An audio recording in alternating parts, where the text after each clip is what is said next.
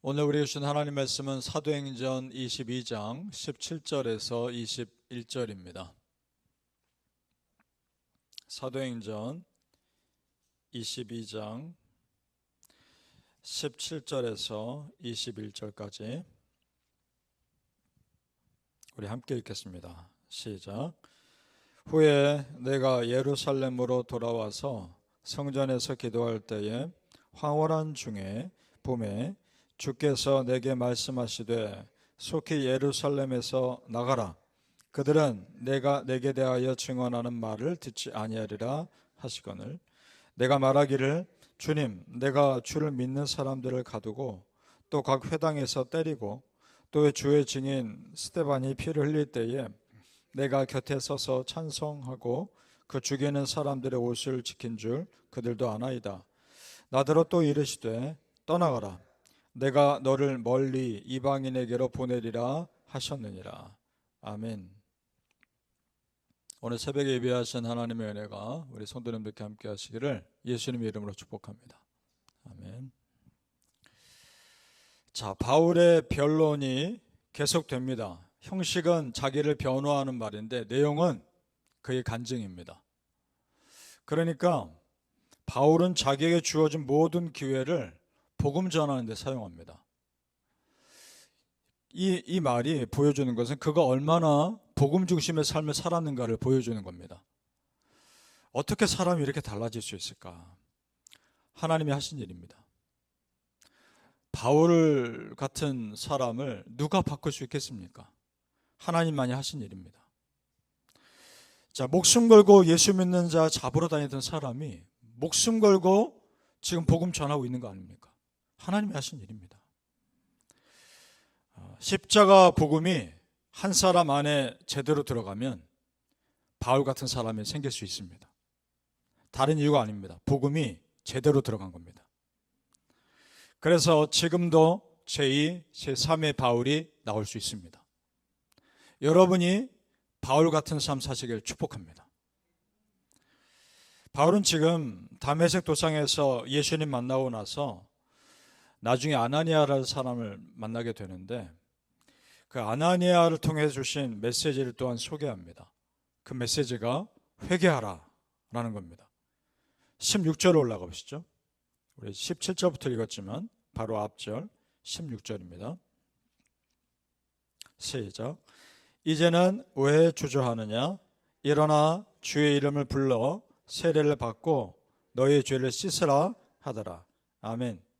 지금까지 바울의 죄와 예수님 박해한 죄를 회개하고 죄사함 받으라. 그 말입니다. 그래서 자기가 예수 믿는 사람 되었다라고 간증하고 있는 겁니다. 자, 이 원리가 바울에게만 적용되는 것이 아닙니다.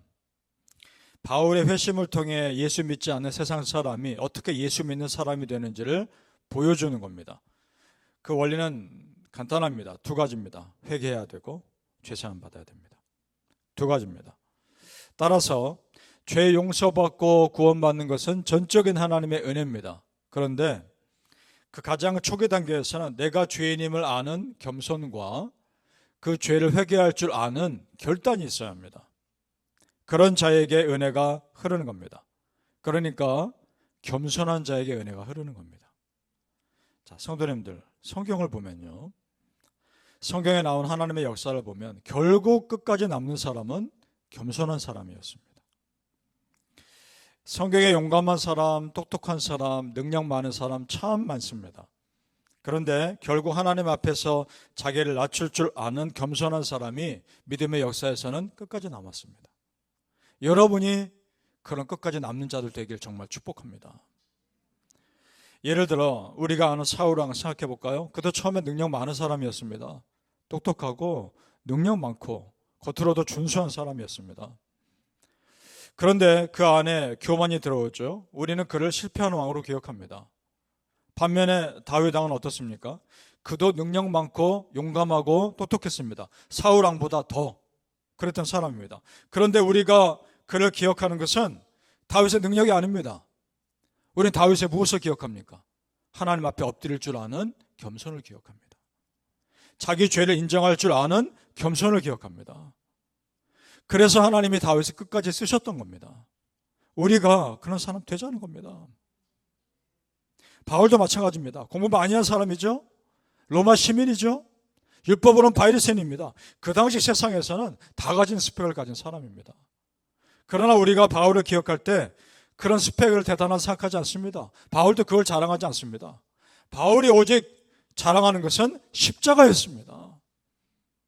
우리는 그런 바울을 기억하고 있는 겁니다. 십자가 복음만을 자랑했던 바울. 그래서 빌립보서 3장 8절에 보면 이런 고백하죠. 또한 모든 것을 해로 여김은 내 주 그리스도 예수를 아는 지식이 가장 고상하기 때문이라. 내가 그를 위하여 모든 것을 잃어버리고 배설물로 여김은 그리스도를 얻고. 아멘. 그렇습니다, 성도님들. 지금 바울이 자신을 죽이려는 사람들 앞에서도 담대히 증거하고 살아가는 그 모습을 보면 그야말로 정말 예수님 아는 것이 가장 고상하다는 것을 정말 믿은 것이고 그의 삶을 통해 보여주고 있는 겁니다. 따라서 진실한 크리스찬이냐 아니냐, 이것은 결국 내 삶이 말해줄 겁니다. 내가 하나님 앞에서 사람 앞에서 어떻게 살아가느냐 하는 그 삶의 모습이 내가 진실한 크리스찬이 아니냐를 말해줄 겁니다. 여러분, 세월이 변해도 상황이 바뀌어도 내 믿음이 한결같을 수 있다면 그것은 정말 축복입니다. 그런 사람은 정말 신실한 사람인 겁니다. 좀 우리 뉴욕 십자가교회 성도님들이 그런 믿음의 사람 되길 정말 축복합니다. 사람이요, 꾸준하기가 참 쉽지 않습니다. 그 꾸준함을 유지하기 위해서 얼마나 많은 인내와 겸손과 수고가 있어야 되겠습니까? 바라기는 성도님들, 누구 앞에서든지 어떤 상황이든지 꾸준한 믿음의 사람 되시길 정말 축복합니다. 열매로 그들을 알리라 라고 말씀합니다. 그래서 꾸준하다는 것이 실력입니다. 오늘 성경을 계속 읽어가면 바울의 간증이 계속되는데 특별한 영적 체험을 말합니다. 예루살렘에 와서 성전에서 기도하는데 환상을 본 겁니다. 그 환상 가운데 하나님 말씀을 또한 들은 겁니다. 17절에 18절 우리 다시 읽어볼까요? 17절에서 18절입니다. 시작. 후에 내가 예루살렘으로 돌아와서 성전에서 기도할 때에 황홀한 중에 봄에 주께서 내게 말씀하시되 속히 예루살렘에서 나가라. 그들은 내가 내게 대하여 증언하는 말을 듣지 아니하리라 하시거늘. 자, 지금 바울이 이것을 말하는 이유가 전에도 예루살렘에서 나를 떠나라고 하신 이유가 너희 유대인들이 복음 듣지 않을 것이기 때문에 하나님이 떠나라고 하신 것이다. 그런데 지금도 똑같지 않느냐, 그 말하고 있는 겁니다. 그리고 결정적으로 유대인들이 바울의 말에 분노한 이유가 21절에 나옵니다. 제가 읽습니다. 21절. 나더러 또 이르시되 떠나가라. 내가 너를 이방인에게로 보내리라 하셨느니라. 누가? 하나님이 나 바울에게. 이 말을 듣고서 유대인들이 마음에 불을 지는 겁니다. 이 말이. 왜 그랬느냐? 유대인들이 생각하기에 이방 땅은 저주받은 땅이고 유대인들이 생각하기에 이방인들은 구원받지 못할 백성들이었던 겁니다. 그런 백성들에게, 그 저주받은 백성들에게 하나님이 직접 너를 보내셨다고? 그것이 마치 유대인과 하나님을 모독하는 것으로 받아들인 겁니다. 그러자 어떻게 반응합니까? 22절을 보시죠. 22절 우리 같이 읽어볼까요? 시작. 이 말한 것까지 그들이 듣다가 소리질러 이르되 이러한 자는 세상에서 없애버리자 살려둘 자가 아니라 하며 서슴없이 바울을 죽이자고 소란을 피웁니다. 그러니까 철저하게 선민의식에 빠진 유대인들의 반응인 겁니다. 여러분, 이런 유대인들의 반응을 보면서 무엇을 느끼십니까? 저는 반대를 느낍니다. 오히려 어떤 것이냐, 우리가 십자가 복음을 자연스럽게 받아들이고 예수 믿는 자로 지금 살아간다는 것이 정말 감사한 것이구나, 그걸 느낍니다. 그러니까 복음을 받아들일 기회가 얼마든지 있음에도 받아들이지 않는 이 사람들을 보면서 지금 나와 내 가정이 예수 믿는, 십자가 복음 믿는 가정 됐다는 것이 얼마나 축복인가, 그걸 깨닫습니다. 여러분 정말 그렇게 믿습니까? 정말 축복인 겁니다. 오늘 바울의 모습을 보면서 죽음의 위기 앞에서도 담대히 복음 전하는 바울의 이 한결같은 신앙 배웠으면 좋겠습니다. 바라기는 성도님들, 지금 우리가 예수 믿는 것 축복임을 믿으시고 하나님 앞에서 사람 앞에서 꾸준한 신앙인들로 서시기를 예수님의 이름으로 축복합니다. 아멘. 기도하겠습니다. 아버지 감사합니다. 나를 구원해 주신 예수님, 우리 가정을 예수 믿게 하신 그 하나님의 은혜가 참 큽니다.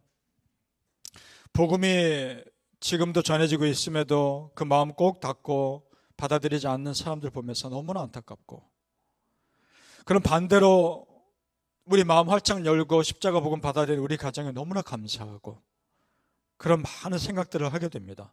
아버지 하나님, 나를 구원하신, 나와 내 가정을 구원하신 우리 하나님의 은혜에 마음껏 감사하게 하옵소서. 그리고 아직도 받아들이지 않는 영혼들 보면서 기도하게 하옵소서.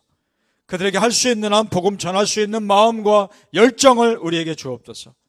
우리가 여전히 제2의 제3의 바울이 될 수 있음을 또한 믿습니다. 십자가 복음이 제대로 들어가면 지금도 그런 역사가 일어날 수 있다는 걸 정말 믿습니다. 아버지 하나님, 십자가만을 자랑하게 하여 주시옵소서. 그 복음만을 자랑하며 살아가게 하여 주시옵소서. 그것이 우리에게 힘이 되게 하시고 어떤 상황 앞에서도 어떤 환경 앞에서도 꾸준한 믿음 끝까지 지켜가게 하여 주시옵소서. 감사하며 예수님의 이름으로 기도합나이다. 아멘.